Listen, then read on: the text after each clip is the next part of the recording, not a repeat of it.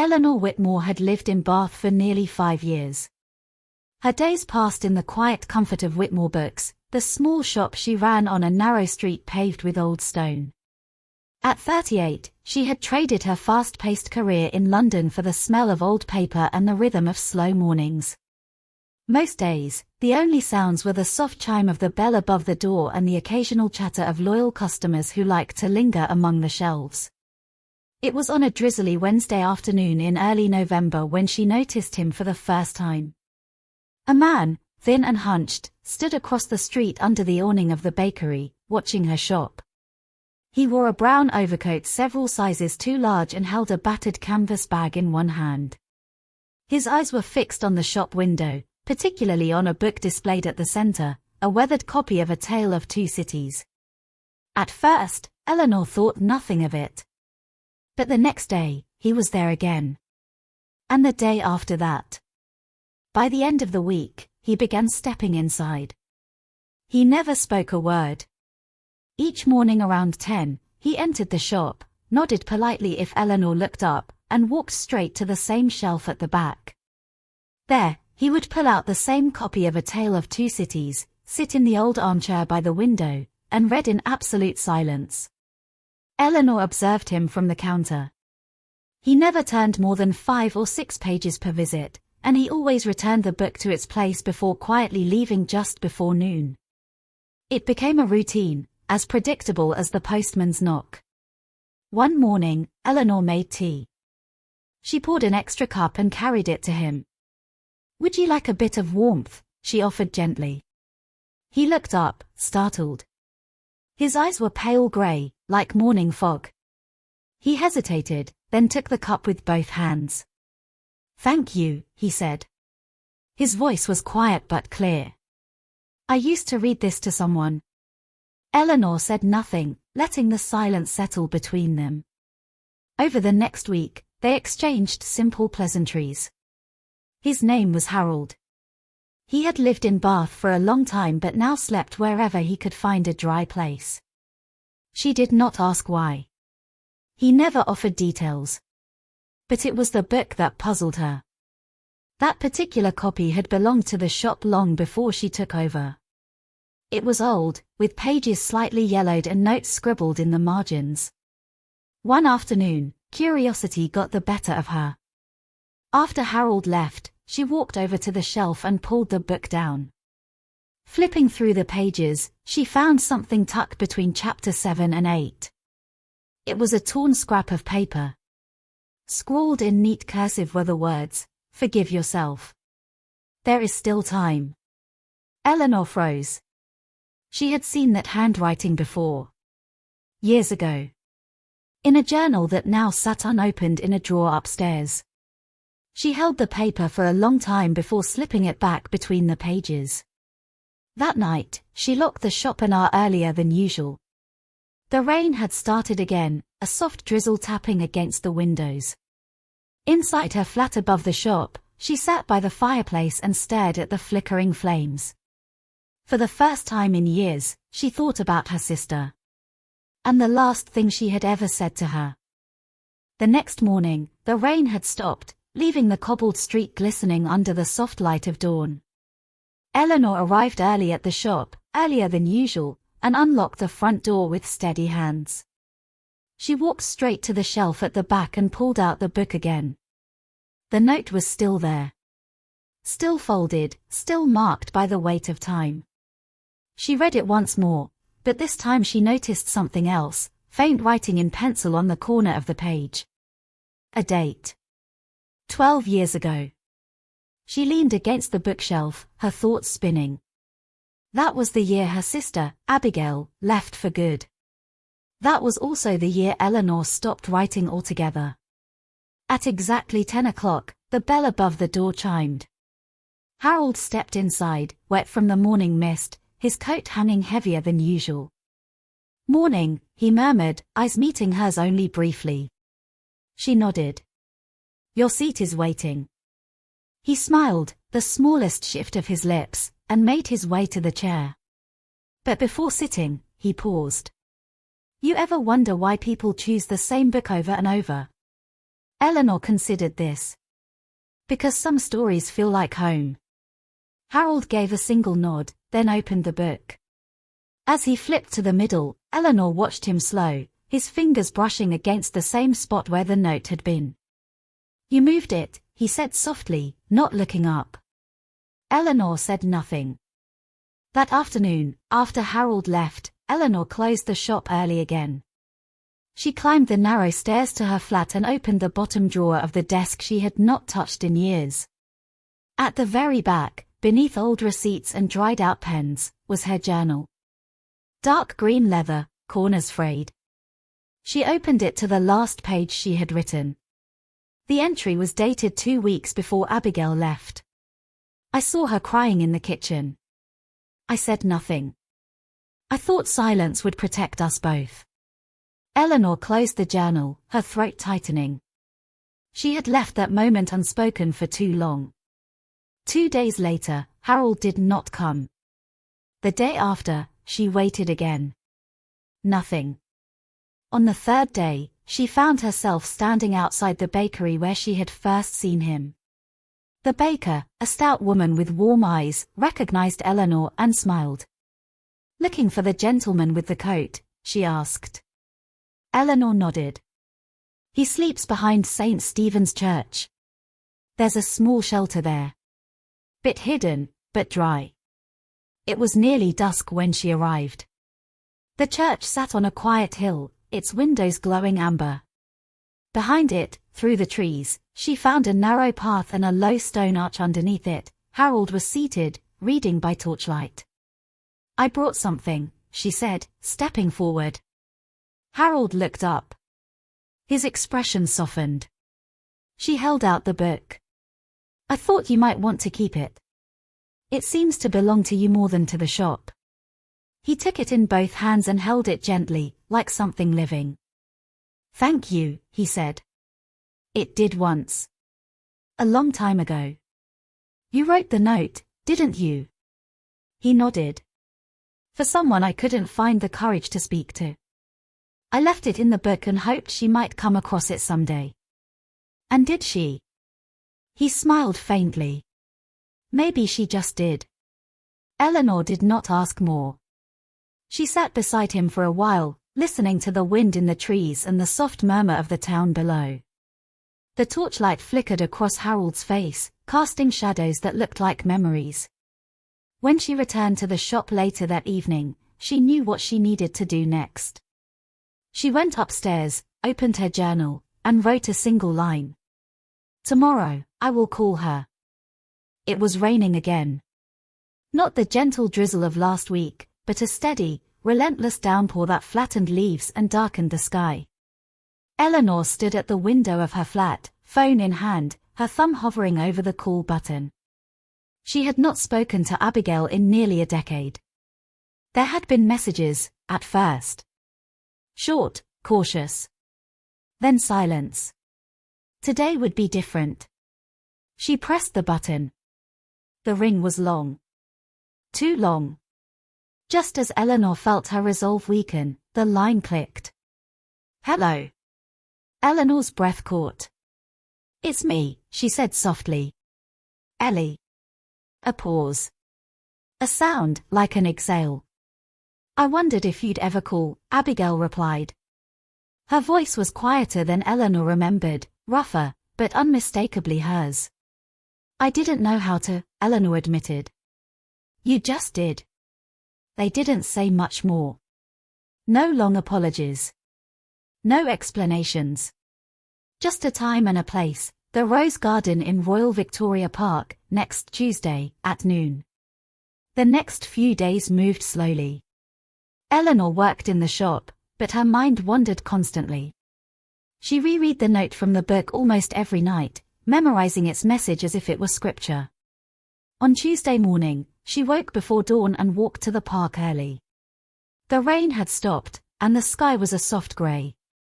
She wore her long wool coat and carried a small parcel wrapped in brown paper. The garden was nearly empty. Only one other figure waited by the fountain. Abigail. She looked older, as Eleanor did. Her once dark hair had softened into silver at the temples. She wore a navy coat and held a scarf in her hands, twisting it gently. Eleanor approached slowly, unsure of how to begin. Abigail turned. Their eyes met. For a moment, they stood in silence. Then Abigail stepped forward and embraced her. It was not dramatic. It was not loud. It was steady. And real. I brought something, Eleanor said, her voice catching. She handed Abigail the parcel. Inside was a fresh copy of A Tale of Two Cities. Abigail opened it slowly. Between chapter 7 and 8, a note had been placed, not the old one, but a new one, in Eleanor's handwriting. I should have spoken. I'm ready now. Abigail looked up. You remembered the chapters? Eleanor nodded. You used to read them out loud. Every Friday night. I thought you didn't like it. I pretended not to, Eleanor smiled. But I listened to every word. They sat on a bench beneath a large oak tree. The wind was cool but not unkind. Birds darted from bush to bush, and children laughed in the distance. I don't know what happens next, Eleanor said honestly. Neither do I, Abigail replied. But I'm here. They sat without speaking for a while. No pressure. No need to fill the silence. Later, back at the shop, Eleanor found Harold waiting by the door. He wore the same coat, but his face was different somehow, lighter. How did it go? He asked, as if he had always known. I saw her, Eleanor replied. And she saw me. Harold smiled. You kept the note, she said. All these years. He nodded.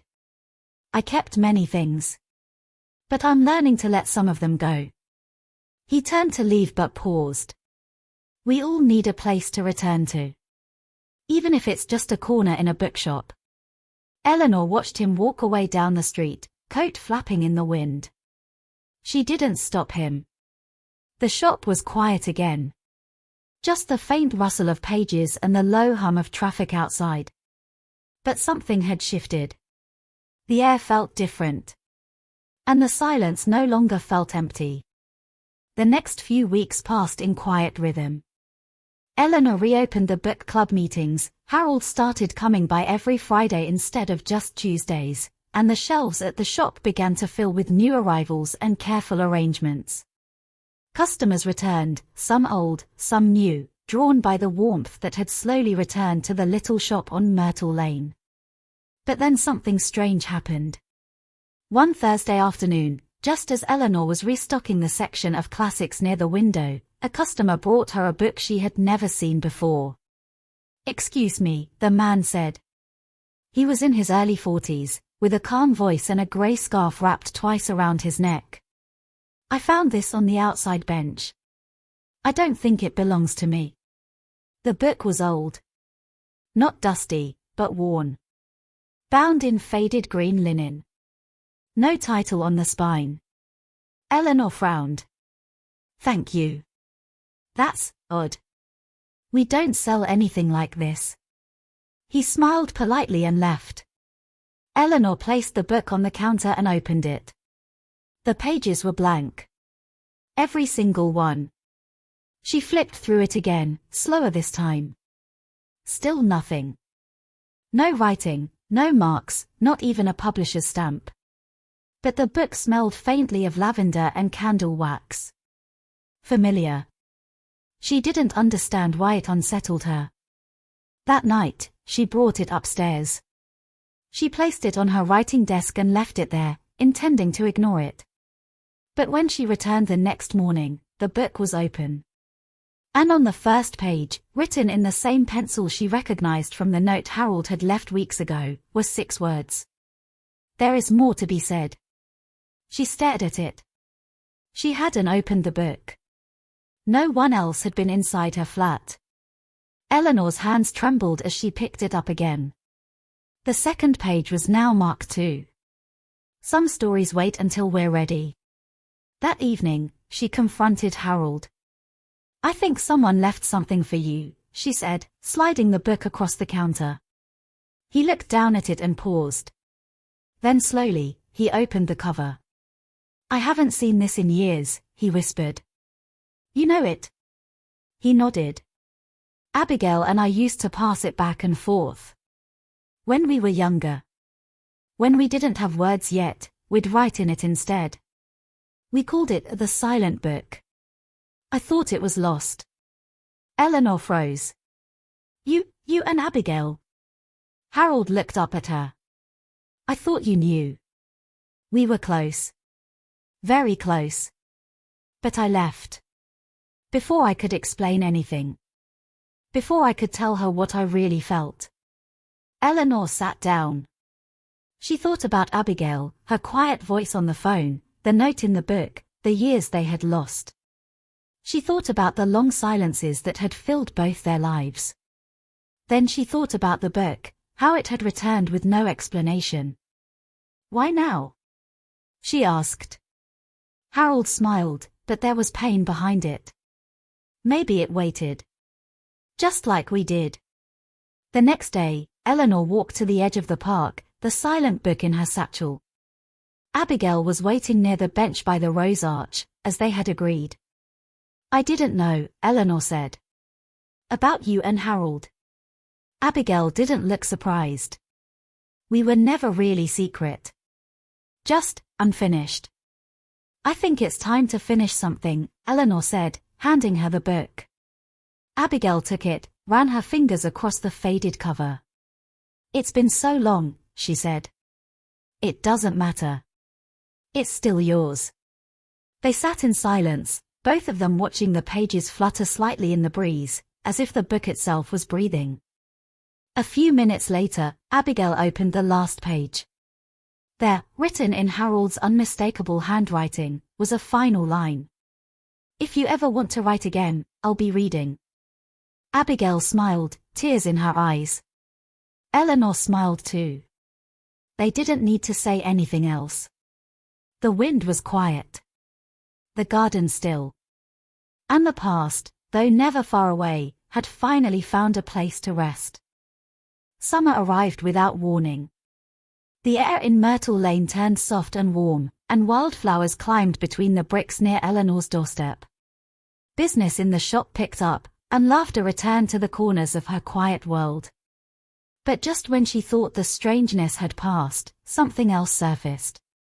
It began with a creak in the floorboards. One late evening, Eleanor stayed behind after closing to tidy up the back room. As she swept under the reading bench, she noticed a draft. Curious, she knelt down and tapped the floor. A faint echo responded. Hollow. Eleanor set the broom aside and pulled at the old wooden panel beneath the bench. It shifted with a reluctant groan, revealing a square opening, an entrance to a crawl space, or perhaps an old cellar. Her heart thudded in her chest. She had never seen it before, not once in all her years in the shop. She fetched a torch from the cupboard and descended. The cellar was low-ceilinged and cramped, smelling of old stone and damp paper. Dust shimmered in the torchlight, and cobwebs clung to the beams above. Along one wall sat several old crates, stacked neatly. Inside were books, some worn, others wrapped in yellowed cloth. But tucked between them was something else. Bundles of letters, bound in red string. She took one and carefully unwrapped it. The first letter began. Dearest Eleanor. I know one day you will find these. I hope it's because you're ready to remember, not just the stories in the shop, but ours too. The handwriting wasn't Harold's. It was her mother's. Eleanor sat down on the stone floor.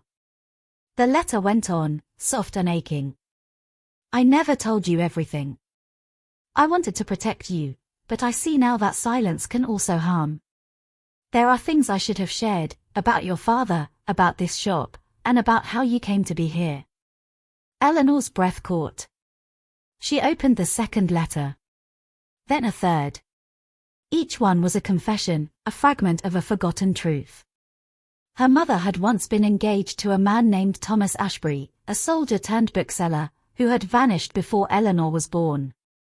Her mother had kept the shop running alone, telling Eleanor only that her father had died young.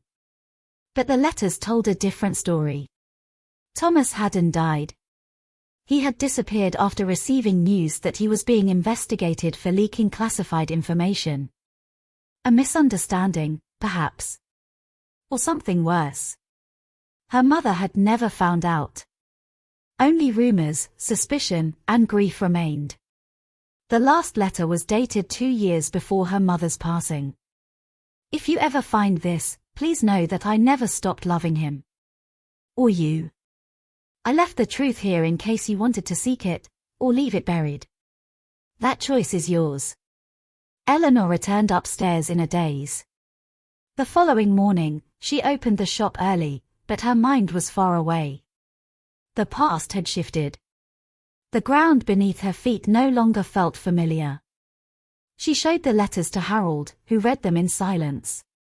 When he finished, he looked at her carefully. Do you want to know what really happened to him? Eleanor hesitated. Is there any way to find out?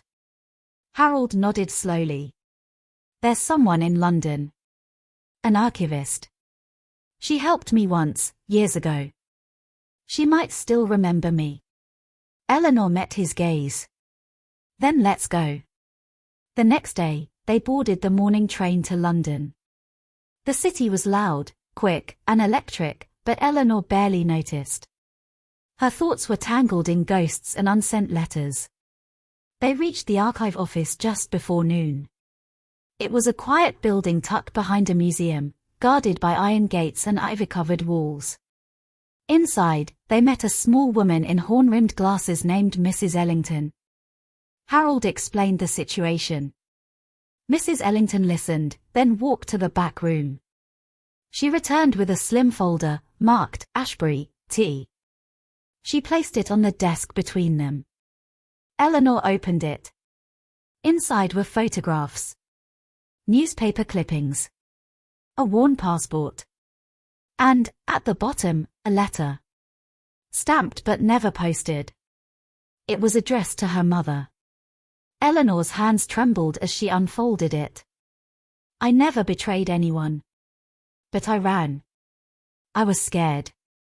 And I'm sorry. If you're reading this, it means I never made it home. But I hope one day our daughter finds me in words, if not in life. She closed her eyes. In that moment, Eleanor understood.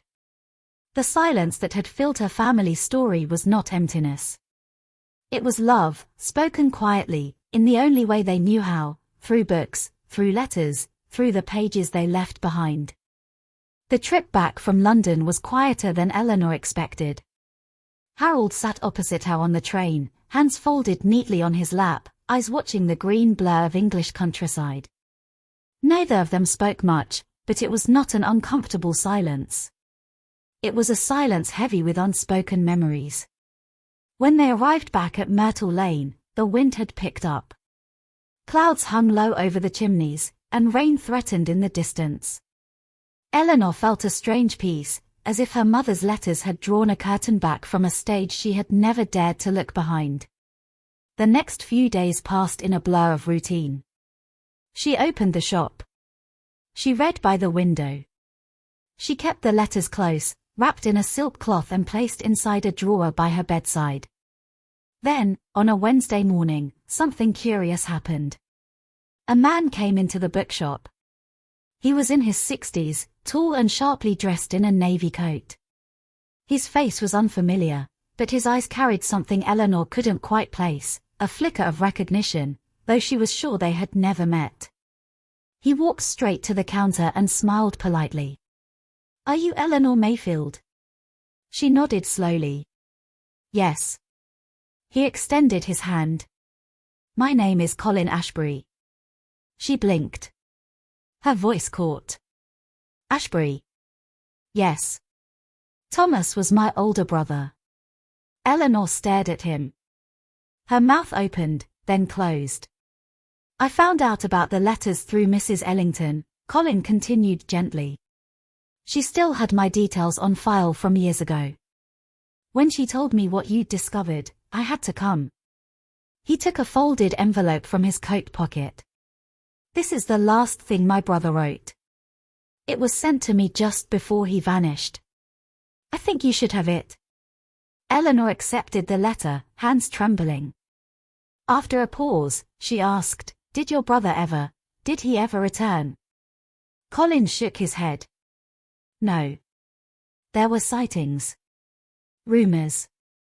But nothing certain. My family thought he might have gone to Spain.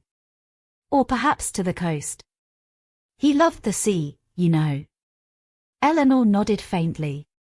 They sat at the corner table by the window while the rain finally arrived.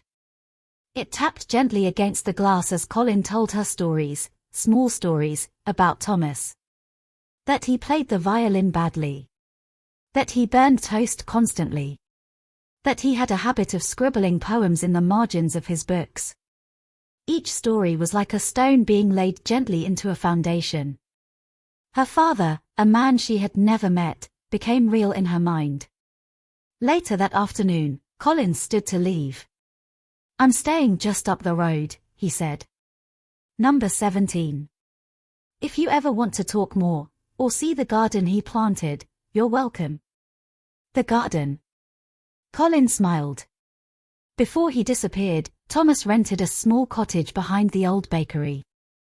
He built a garden there, wild roses, herbs, even a tiny apple tree.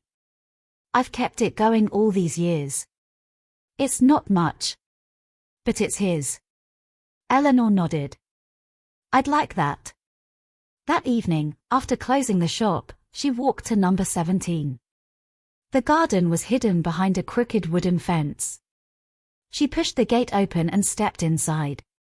It was overgrown but beautiful, filled with climbing vines, ivy-draped trellises, and the scent of lavender in the air. In the center stood the apple tree, small and bent but blooming with pink blossoms. Eleanor knelt beside it and placed a hand on the bark. She stayed there a long time, not saying a word, letting the dusk settle around her like a blanket. Somewhere nearby, a blackbird sang. And in the stillness, something shifted. Not everything had to be found. Not every mystery needed solving. Some stories were meant to remain unfinished, alive in gardens, in letters, and in the quiet spaces between people. As night fell over Myrtle Lane, Eleanor returned home. The shop sign swayed gently in the breeze. Tomorrow, she would open again. 3 days after visiting the garden, Eleanor stood in the back room of the bookshop with the letter from Thomas Ashbury still unopened. Rain streaked the windows again. The kettle boiled in the background, and the hum of the heater filled the quiet space. She hadn't had the courage to read it.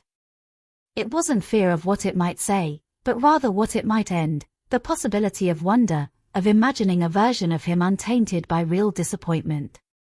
But she knew it couldn't stay sealed forever. With careful hands, she slit the envelope. The handwriting was rough, uneven. The ink smudged in places, as though written in haste.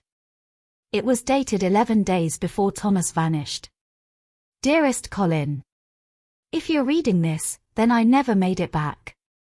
I have no excuses for the years of silence, only shame.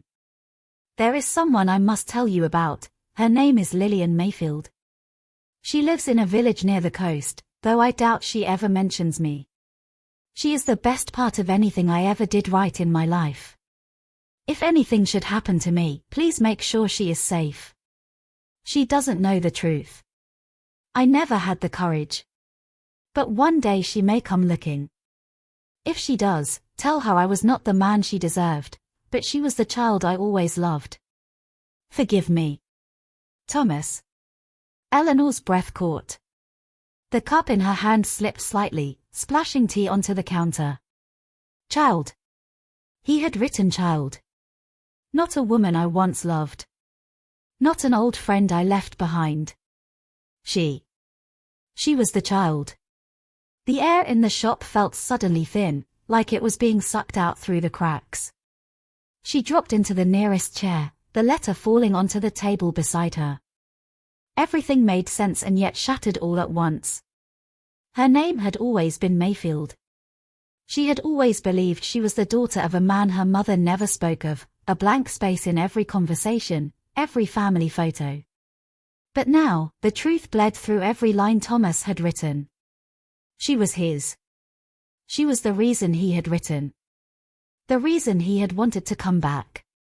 Later that afternoon, after hours of sitting in silence, Eleanor went to the village registrar's office. The clerk, an older woman with silver hair and half-moon spectacles, greeted her kindly and led her to the archive shelves. "I'm looking for a birth certificate," Eleanor said. "Mine." It took only a few minutes. The paper was yellowed, but intact. Eleanor scanned the lines with trained eyes. There it was.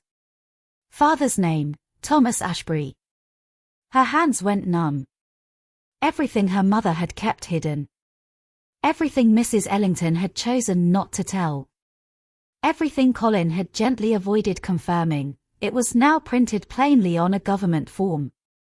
The name she had carried for decades was not a lie, but it was incomplete. Ashbury. She whispered it aloud.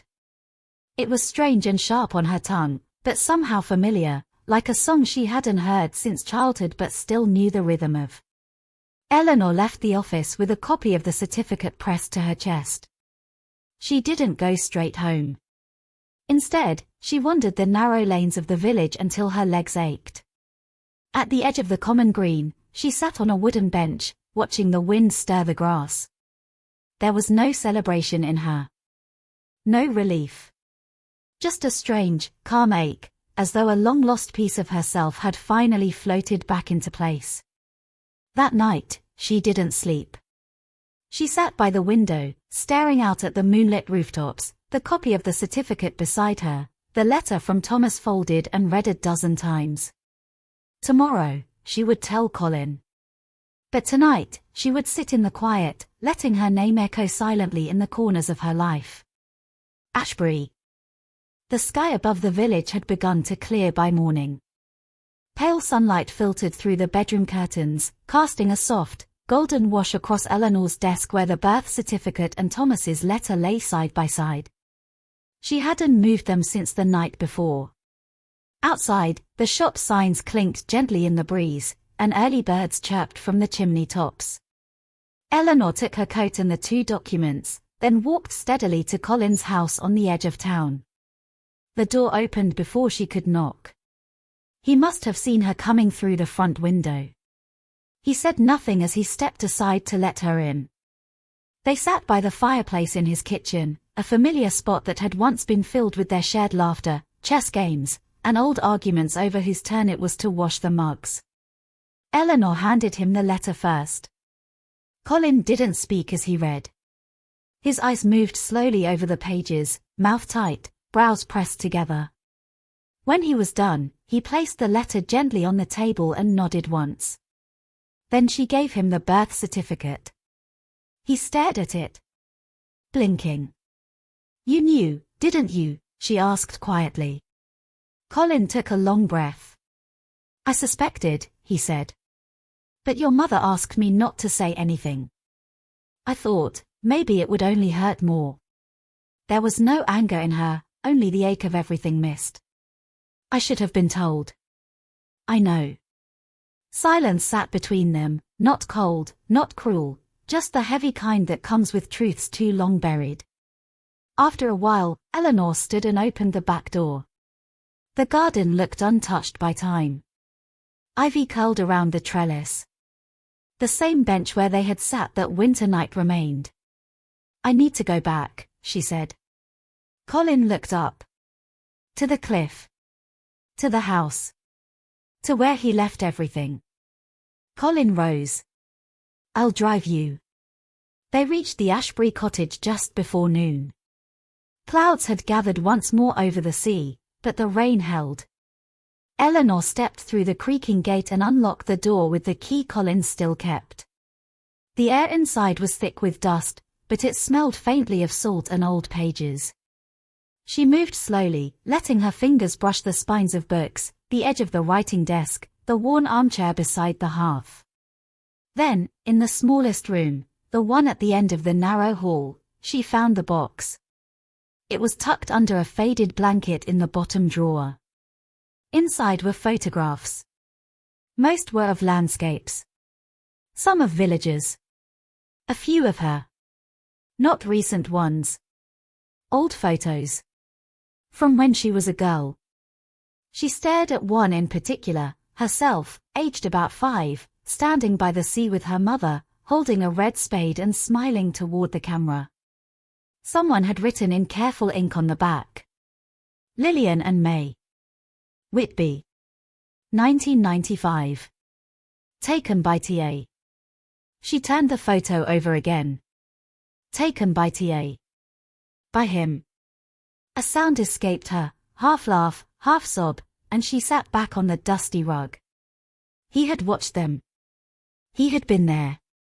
And though he never stepped forward, never claimed her, he had kept the proof. Had held her memory close. Colin crouched beside her, silent. There were no words for what passed between them, not forgiveness, not grief.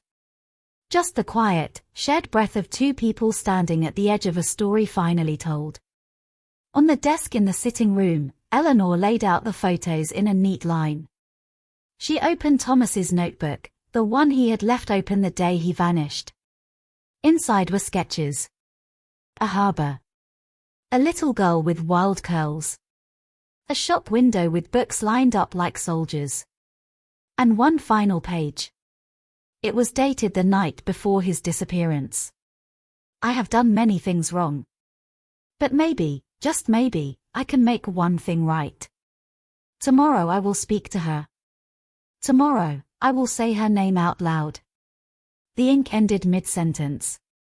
Eleanor closed the book. The next day never came. But somehow, she had arrived anyway. And now, as she stood in the doorway one last time, the sea roaring far below, she said it for him. Eleanor Ashbury. And then she walked into the sunlight.